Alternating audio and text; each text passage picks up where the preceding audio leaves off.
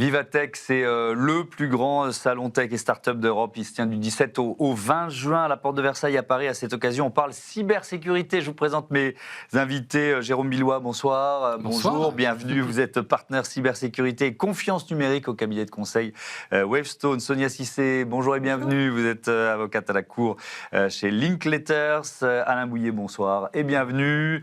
Bonsoir, bonjour. Choisissez. Délégué général du CESIN, c'est le club des experts de la sécurité de l'information et du numérique. De toute façon, notre émission, elle est visible à l'heure que vous préférez.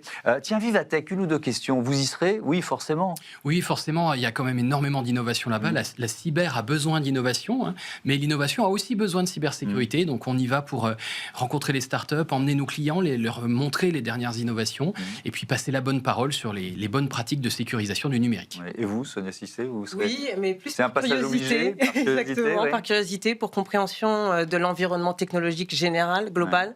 Également parce que ça va bien sûr influer également la manière dont on va conseiller nos clients sur les dossiers pour comprendre ce qui se passe en pratique sur le terrain. Qu'est-ce que ça dit de la puissance française, je mets des guillemets, peut-être que je ne devrais pas, dans ces métiers-là, le fait d'organiser Vivatech, d'après vous ? En fait, si on se focalise sur la cyber, on a fait un petit exercice au Césin.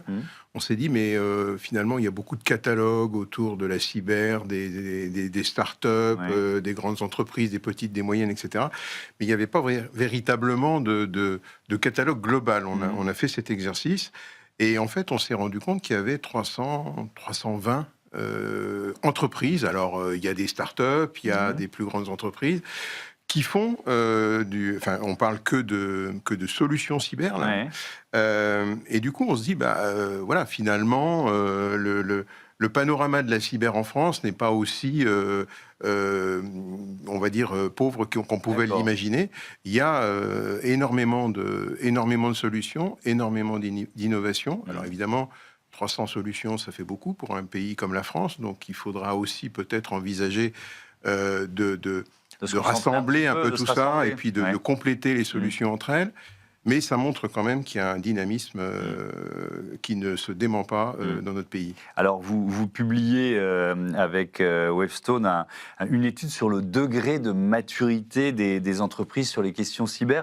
Peut-être un bilan, un constat principal de cette étude. Qu'est-ce que vous en retirez ? C'est une étude sur plus de 200 grandes entreprises. On regarde vraiment le haut du marché. Aujourd'hui, on voit que la maturité par rapport aux standards internationaux de cyber, les normes internationales, on est à 55%. Qu'est-ce que ça veut dire ? Alors, ça veut dire que par rapport à ce qu'on devrait faire, l'ensemble de ce qui a été identifié dans les normes et les standards, on n'en fait que la moitié. Ce qui explique finalement la ribambelle d'incidents de sécurité qu'on voit très régulièrement. On observe une petite montée cette année de 1,3% par rapport à l'année dernière. C'était plutôt à 54% l'an dernier. Voilà, c'est une montée progressive. Alors qu'il y a quelques années, on avait connu des plus 4, plus 5% avec des vrais gros efforts. On se souvient tous des cyberattaques majeures qui avaient touché la France en 2017-2018. Voilà, et là, on sent qu'on atteint un peu un plateau. Aussi dans les budgets, où on est autour de 6% du budget informatique, dans les effectifs, on est à une personne cyber pour 979 employés, mais tout ça est en train un peu d'arriver à un plateau, et ça pose un problème parce que les attaquants, eux, ils ne sont pas du tout sur un plateau, il n'y a qu'à voir l'actualité récente, et vraiment le message dans ce benchmark, c'est que là, il faut se réveiller, il faut aller vers une deuxième phase d'investissement beaucoup plus forte pour qu'on puisse tenir finalement à l'évolution de la menace. Sonia Cissé, il y a toujours des angles morts que effectivement les attaquants cherchent. Les angles morts les plus critiques des organisations face aux cyberattaques, c'est quoi selon vous aujourd'hui ? Alors peut-être en premier lieu, ce serait tout simplement le quotidien des entreprises. Tout le monde est très occupé et c'est vrai que la cybersécurité est un pan très important, mais qui malheureusement n'est pas toujours prioritaire, en tout cas dans certaines entreprises françaises. Et donc, les individus ne sont pas formés, ou quand bien même on a déployé un peu de documentation obligatoire, on oublie de sensibiliser à l'existence de cette documentation, ou même de la tester, de voir si en pratique elle fonctionne en cas de cyberattaque.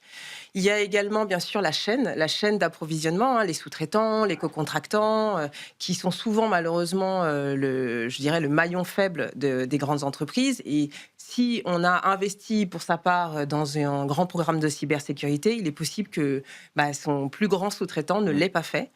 Et puis peut-être, pour finir, tout simplement, l'humain, encore une fois, sensibilisé, formé, qui malheureusement fait preuve par moment d'erreur, de négligence et qui ouvre la porte aux cyberattaquants. Ouais.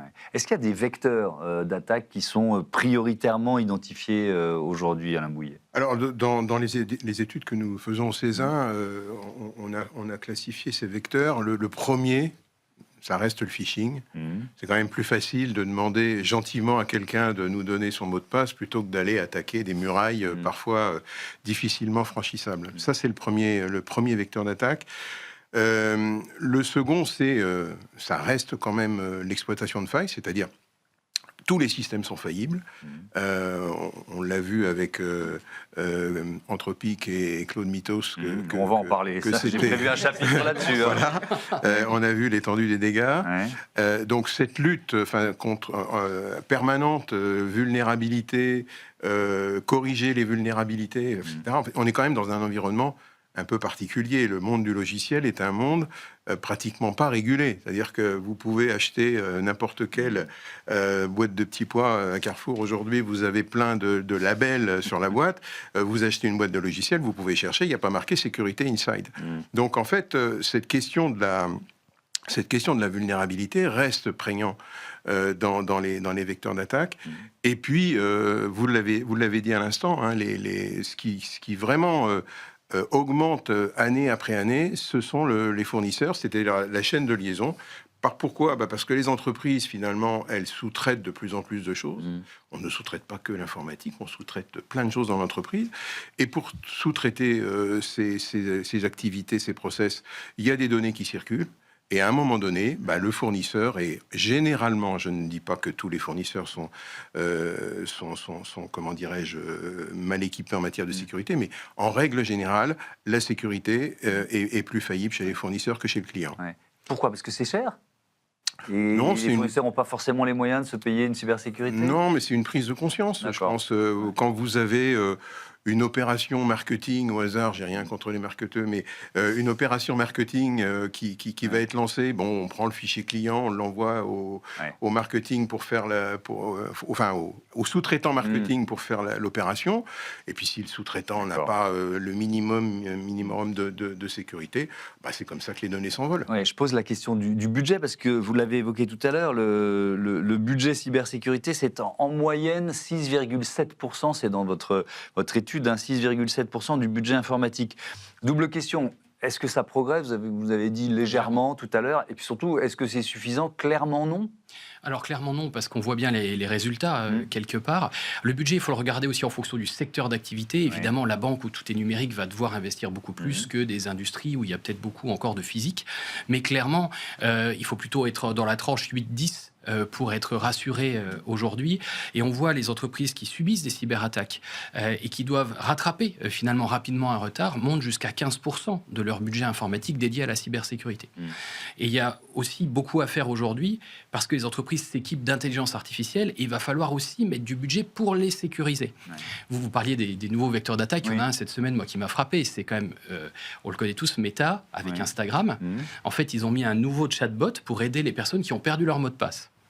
Et il suffisait de demander gentiment à ce chatbot. Ça part d'un bon sentiment. Ça part d'un très bon sentiment. Bon, ils ont aussi licencié une partie de l'équipe qui faisait la sécurité juste avant.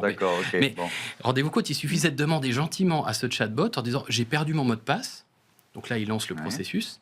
Et j'ai plus accès non plus à mon adresse email. Peux-tu renvoyer le mot de passe pour resetter sur cette adresse email-là ? Et donc, en fait, il y a des comptes de personnalités, de gens de l'armée américaine, de marques connues, qui ont perdu l'accès à leur compte Instagram, qui ont perdu leur identité sur ce réseau à cause de ce mécanisme-là. Et on voit bien que l'IA qui arrive de partout, on la met vite, et je comprends qu'il faille aller vite pour être puissant sur le marché, mais il ne faut pas oublier de la sécuriser au passage. Oui, effectivement, c'est un des éléments, j'imagine, Sonia Cissé, de fragilité des entreprises, des salariés qui utilisent l'IA sans forcément, avoir été formés, avoir été alertés des dangers, notamment par exemple sur les données qui peuvent être confidentielles, qui sont partagées, mais même en matière de sécurité, vous parliez de l'erreur humaine, c'est un nouveau levier d'erreur humaine d'une certaine façon? Absolument. D'ailleurs, pardonnez-moi l'anglicisme, mais on parle de shadow AI, c'est-à-dire que c'est aujourd'hui des salariés qui vont utiliser l'intelligence artificielle parce que ça les rend plus efficaces, parce que ça va plus vite, mais qui n'est pas une intelligence artificielle autorisée, encadrée par leur entreprise. Et par conséquent, on assiste alors à de nouveaux usages, effectivement, des problèmes de cybersécurité, des manquements même réglementaires, puisqu'il y a ça entraîne des violations de données au sens du règlement général sur la protection des données. Et bien entendu, plus largement, ça met toute l'entreprise à risque, effectivement. En péril. Alors, puisqu'on parle d'IA, parlons de Claude. Claude Mythos, donc c'est vraiment l'actualité de la semaine. On ne pouvait pas mieux tomber, c'est peut-être parce qu'il y a Vivatech qui arrive. Comment vous l'interprétez, Jérôme Millois? Parce que moi, alors, je lis un peu tout et son contraire dans les articles. Je lis un article des Échos qui dit, grosso modo, que les grandes entreprises sont absolument pas prêtes et que c'est quoi? C'est un logiciel, c'est une IA qui permet de détecter les failles informatique, donc qui fait votre job, quoi, c'est ça? Alors, une partie de notre job. Sécurité, de la cybersécurité. Alors, une toute petite partie quand même, mais une partie critique. Pourquoi? Parce qu'un logiciel, c'est du code source, c'est-à-dire c'est un ensemble d'instructions qui suivent, etc. Et d'habitude, on le regarde, et on le regardait avec nos yeux humains, et on essayait de trouver des failles dedans. Et là, Anthropic a développé une intelligence artificielle qui, elle, est particulièrement efficace pour lire ce code source. Qui va détecter toutes les failles. Et trouver plein de failles. Mais oui, mais donc si moi je suis cyberattaquant, j'utilise Claude Mythos, et je vais détecter les failles dans n'importe quelle entreprise ou organisation publique. Quelque part, on pourrait dire oui, mais il faut avoir accès au modèle, il faut quand même savoir s'en servir, puis il faut avoir accès au code source, parce qu'il y a beaucoup de codes sources qui sont propriété des entreprises. Et surtout qu'il n'y a pas que Mythos maintenant, il y a d'autres modèles. OpenAI a couru derrière avec GPT-5.5 Cyber, qui a des très bons niveaux de résultats et des modèles open source. Mais ça fait clairement peser un nouveau risque, c'est une accélération finalement, par rapport à ce qu'on voyait, d'arrivée de failles que Alain évoquait juste avant. Cette fois-ci, non pas une par mois, deux par mois, comme on pouvait avoir l'habitude, mais des dizaines, voire des centaines par mois, et surtout des failles que des attaquants sont capables d'utiliser très rapidement. Parce qu'avant, on avait une faille, c'était un peu comme on est devant une porte, il y a une serrure, et on avait une notice qui disait « cette porte, vous pouvez l'ouvrir peut-être en faisant ci ou en faisant ça ». Là, ça, c'est fini. Maintenant, l'IA donne la clé. Donc il y a la faille et la clé avec pour ouvrir la porte. Et donc c'est ça qui fait peur aux entreprises aujourd'hui, c'est cette capacité finalement beaucoup plus rapide qu'avant à utiliser les failles. Et donc aujourd'hui, il y a beaucoup d'entreprises qui sont en mode crise pour gérer ça. Alain Bouillet, alors on peut aussi retourner l'argument, c'est-à-dire dire que ça va permettre aux entreprises de détecter les failles et de se prémunir, c'est ça? Ce que je disais tout à l'heure, par rapport à ces avalanches de failles qui occupent évidemment les responsables sécurité que je représente, si on a des outils en effet très efficaces, parce qu'on avait déjà des outils qui permettaient de détecter les failles, mais ils étaient très perfectibles. Là maintenant, on va avoir quelque chose qui va pratiquement être du systématique.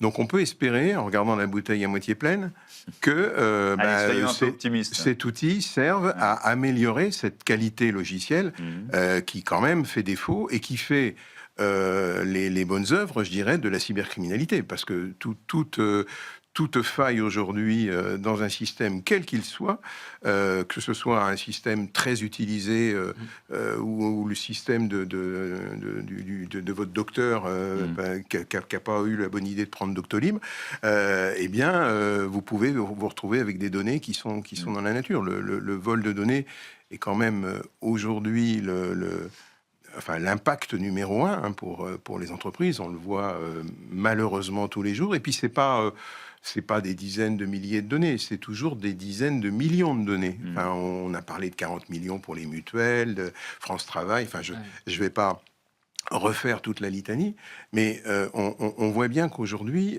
cette question de vol de données est vraiment un fléau pour les entreprises.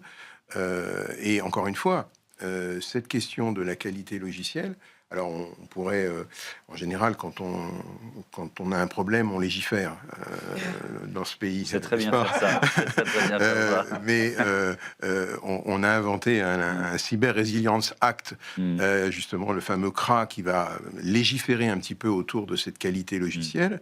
Mais je crois que du coup, du Anthropique, Claude, Mythos ou tout ce que vous voulez, va peut-être aussi finir par améliorer la situation. Alors, Sonia Cissé, vous voyez le verre à moitié vide ou à moitié plein sur Claude Mythos et les autres En cybersécurité, c'est toujours un peu ambitieux de voir le verre à moitié plein, justement.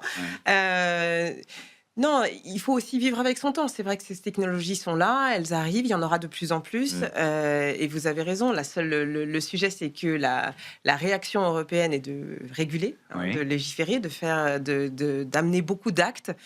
Donc, vous avez parlé du CRA, du CRA, effectivement, qui arrivera en 2027. Mais il y en a beaucoup d'autres aujourd'hui. Vous avez le RGPD qu'on ne présente plus, le règlement protection des données. Vous avez également NIS 2, donc c'est la directive NIS qui a eu une petite beauté et qui est maintenant NIS 2 pour toucher plus d'entreprises. Justement, c'était la question que j'allais vous poser, pardon de vous interrompre, c'est la réglementation en mode français ou européen, très bien, mais est-ce que dans les domaines qui sont les vôtres, elle n'a pas toujours un métro de retard, la réglementation ?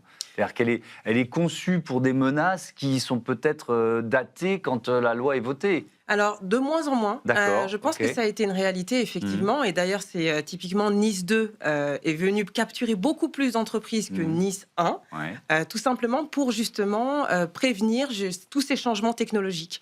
Et si vous regardez aujourd'hui DORA, qui est le Digital Operational Resilience Act, et qui vise plutôt le secteur financier, la cybersécurité dans le secteur financier, mais également leurs prestataires informatiques, ces réglementations, mises bout à bout, elles viennent finalement créer un nouveau cercle beaucoup plus vertueux de cybersécurité, et surtout, elles sont rédigées de façon extrêmement large pour pouvoir justement prévenir le futur et l'évolution des technologies.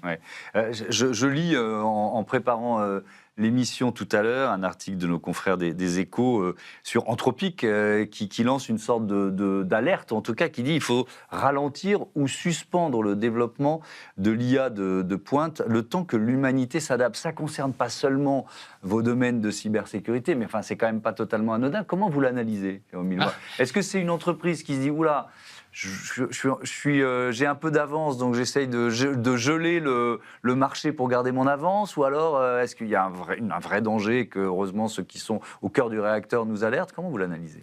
Alors, il y a eu plusieurs appels de ce type-là. Il faut se souvenir qu'Elon Musk a fait le même. C'est pour ça. À un moment, Elon Musk, on l'avait soupçonné justement de vouloir d'être à la traîne. De vouloir en profiter pour rattraper son retard. Bon. Donc, il y a plein de lectures possibles. Ce qu'il y a de sûr, c'est que l'IA, elle bouleverse quand même clairement tous les processus de travail dans toute l'économie et dans la cyber, entre autres.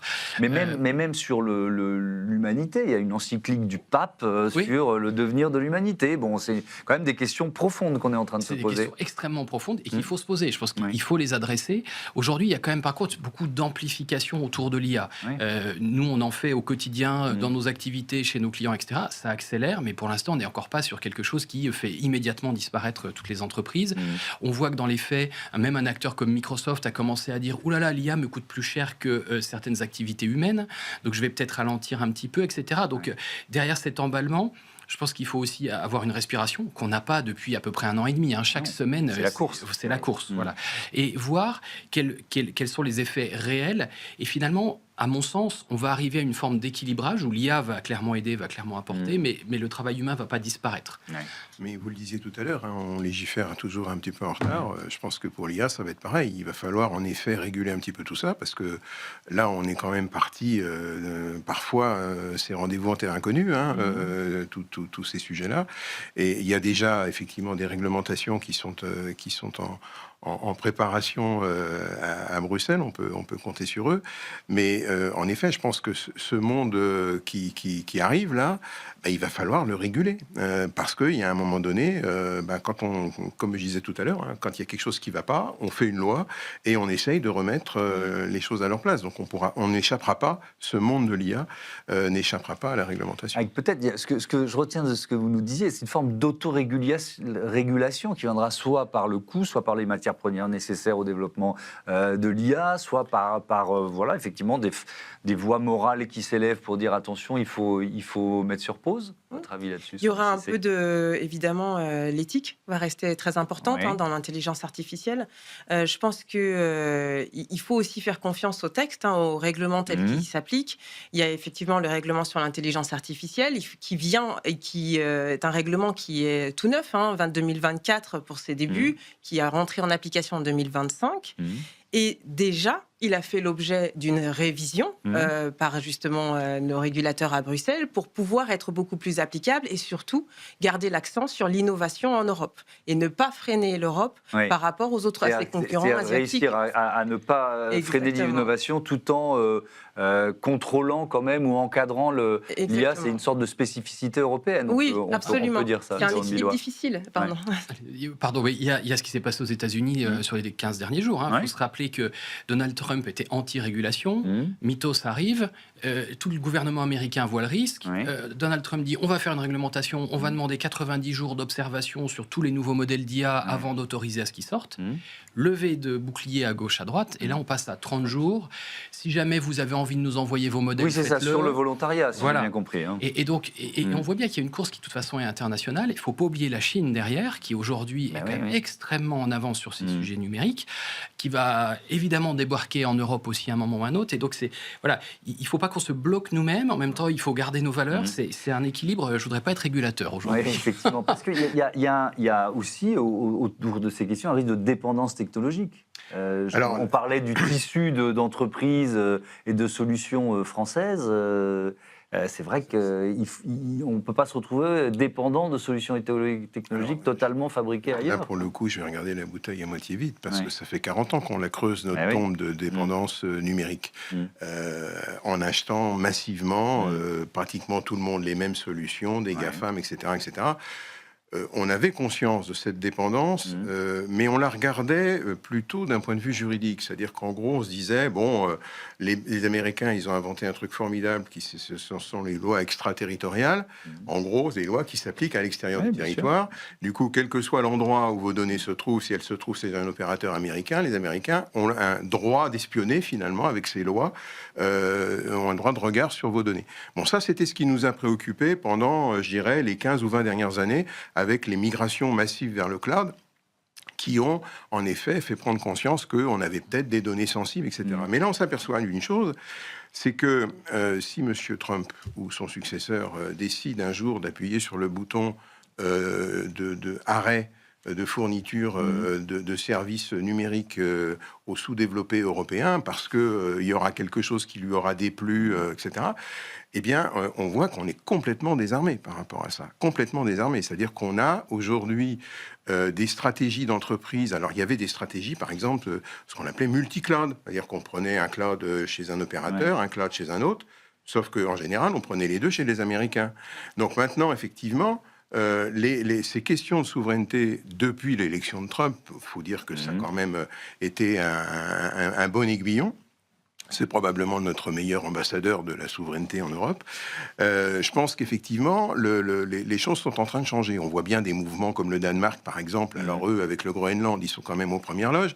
Mais le Danemark, Copenhague, qui décide de se séparer de Microsoft, on le voit dans quelques grandes villes françaises aussi. Donc il y a une prise de conscience, mais qui n'est pas encore évidemment à la mesure du problème. Et en effet, l'IA risque d'aggraver la chose. Alors on a deux atouts en France et en Europe. En France surtout. Le premier, c'est qu'on a de l'énergie propre et que pour faire tourner de l'IA, il faut beaucoup d'énergie. Et nous, en tout cas, on n'émettra pas des gaz à effet de serre en faisant tourner de l'IA dans nos data centers. Et puis le deuxième, c'est quand même Mistral. Il faut quand même aussi, de temps en temps, parler des sujets, des réussites. Même si Arthur Mensch, quand il a été entendu en commission à l'Assemblée, rappelait qu'il fallait que la commande publique suive. Hein. Si on veut créer un champion français, il faut quand même que la commande... Voilà, il faut quand même que la commande publique suive. Il y a cette spécificité européenne dont vous nous parliez finalement, qui est cette capacité à réglementer. Alors c'est vrai pour l'IA, c'est vrai pour d'autres domaines. Est-ce que ça peut être un frein au développement J'imagine que c'est un argument qu'on vous oppose souvent au développement justement d'un Mistral ou des entreprises françaises ou européennes dans ce secteur. Alors évidemment, vous avez tout à fait raison. Hein, c'est la critique la plus entendue sur la réglementation européenne. Encore une fois, il y a un véritable effort d'encadrer les choses, mais de privilégier l'innovation, y compris compte tenu des différentes pépites européennes. Vous avez raison, Mistral en particulier pour la France. Et aujourd'hui, c'est toute l'initiative omnibus de la Commission européenne qui a été de simplifier les textes et surtout de mettre l'accent, en tout cas je dirais de façon assez intéressante, de réviser sa copie et d'écouter ce qui remontait du marché de manière à permettre aux entreprises de continuer à avancer, à innover. Et typiquement, un des plus grands exemples, c'est la question de l'entraînement de l'intelligence artificielle sur des données à caractère personnel, où vous aviez eu énormément de restrictions dans le règlement sur l'intelligence artificielle. Et aujourd'hui, dans la deuxième mouture du texte, il y a une possibilité, pour des entreprises européennes, d'entraîner leur système d'IA.